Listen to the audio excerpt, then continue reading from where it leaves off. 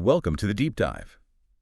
We're here, as always, to take the source material you provide, cut through all the noise, and really just deliver the knowledge that you can immediately put to use. Yeah. Today, we are focusing on one of the most vibrant shrubs you can grow. It's the Caesalpinia pulcherrima. You probably know it as the peacock flower. And this deep dive is really driven by something I think we all feel, whether you're, working on a project or literally planting a garden. You want efficiency. Yes. You want the fastest path to success, but you don't want to compromise the result. And we have an incredible source for this mission. It's Notes on Gardening, part 776. And it's from this really diligent amateur observer named Ang. Ang's notes are so meticulous. And he had a clear goal, really twofold. First, how do you drastically, and I mean drastically, cut down the waiting time for these seeds to sprout? Right. And second, once they're growing, how do you make sure the mature plant looks absolutely spectacular? How does it fulfill its potential?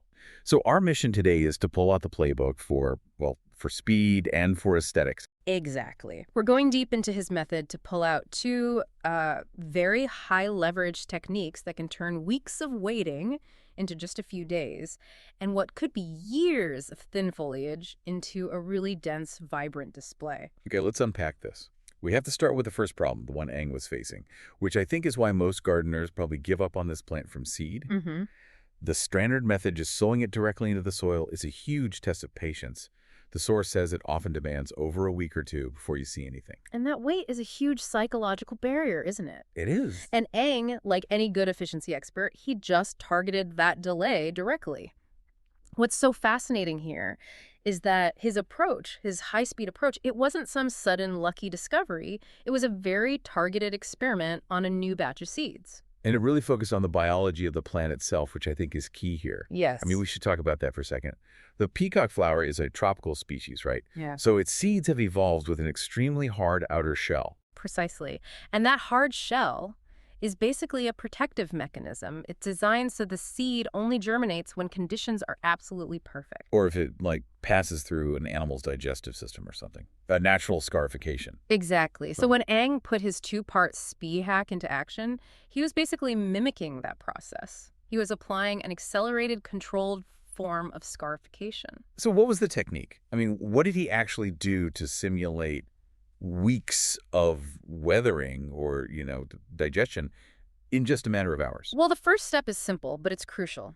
He soaked the seeds overnight. Okay. That starts the softening process. It signals the embryo inside that, water is finally available. But he didn't stop there. This is the important part. After the soak, he skipped the soil completely and went straight to the paper towel method. A classic. A classic, yeah. But it provides that consistent high humidity contact, and that's what completes the awakening process. So that 1-2 punch, the soak and then the paper towel, that's the engine. And the result that Ang documented in his notes is, it's genuinely game-changing for anyone trying to grow these. The speed is just unbelievable. He documented germination happening within just 36 hours. 36 hours. And we're not just talking tiny little sprouts here. His observations noted the development of substantial root systems that were already forming in that short time. Wow. Think about that. You've cut the initial phase down from, say, 14 days to just a day and a half. That is an enormous efficiency gain. That speed means you can test if your seeds are even viable. You can plan your planting calendar. You can correct errors almost instantly. It's exactly the kind of aha moment we look for in these deep dives. Absolutely. And what about the practical application for you, the listener? Once you get that 36-hour germination, the next step is pretty straightforward, right? It is. Once you see those root systems on the paper towel, the next step is just simple, controlled transplanting. You move those seedlings into their own individual pots. And Ang is very clear on what happens next. The environment is key. Very clear. They have to be kept in a shaded area. That initial rapid growth makes them fragile, so a protected shady spot is just vital to let them establish properly. So we had a quick start, totally covered. Harvest, soak overnight, 36 hours on a paper towel, then into pots, and put them in the shade to recover. That process just bypasses weeks of uncertainty. But that success only gets us a tiny seedling. Now we have to talk about the long game. That's section 2, cultivating for impact. We've optimized for speed. Now we need to optimize for aesthetics. Yeah. The plant takes years, the source says, to reach that mature shrub size. We have to make sure that investment of time pays off visually. And this is where Eng's notes pivot from, controlled experiments to pure observation. Right. His next big insight comes from just carefully watching the wild plants. He specifically noted peacock flowers growing abundantly near the train station. That gave him a real-world benchmark for the plant's natural, uncultivated form. Okay, so what did those wild shrubs near the tracks tell him about the plant's inherent structure? Well, he pointed out that while the plant is beautiful, its individual leaves are actually quite small and naturally widely spaced. Okay. So when you step back and you look at the whole plant, the overall foliage appears, and this is his quote, quite thin. It just doesn't have that dense, heavy visual presence you want from a big shrub. That is such a critical observation. And it's a common problem in horticulture, isn't it? You breed for big, flashy flowers, but you end up with a sparse structure that doesn't really hold that color well. Exactly. So if you plant a single peacock flower in your yard, Eng is suggesting you'll end up with these vibrant flowers kind of floating over a see-through, thin-looking shrub. Precisely. So Eng then formulated a strategy to directly combat that natural thinness. He recognized that, cultivation has to correct nature's aesthetic drawbacks if you're going for maximum impact. And the strategy he came up with is, frankly, counterintuitive to most gardening advice, which is always about space and airflow. He chose what I'd call designed overcrowding. The deliberate choice to grow the plants in clusters, not individually. And that's where the analysis gets really interesting. His whole rationale for clustering is that by forcing, say, 3 or 4 plants together, they compete, but they also grow collectively. They create the illusion or the reality of a single, unified, dense mass. He believed it would result in a much fuller, more vibrant display as they mature. Yeah. Okay, wait a minute. I have to challenge this strategy. If the plant is naturally thin, isn't there a huge risk that clustering 3 or 4 of them just gives you 4 thin, sickly plants all fighting for the same space? That is the vital question that moves us past just describing what he did into, critically analyzing it. And if we connect this back to how methodical Eng is, he wasn't just throwing seeds in a hole. He was applying a strategy that implies a follow-through. Clustering absolutely increases competition for nutrients, for water. And yes, it potentially raises disease and pest pressure. So what does a listener need to know if they want to try this clustering technique? What's the catch? The catch is you have to compensate. If you're going to cluster 4 plants where you normally only put 1, you have to drastically increase the resource input. So more food, more water. Way more. Significantly enhanced fertilization, probably multiple feedings a year, and a much more vigilant watering schedule than you would for a single plant.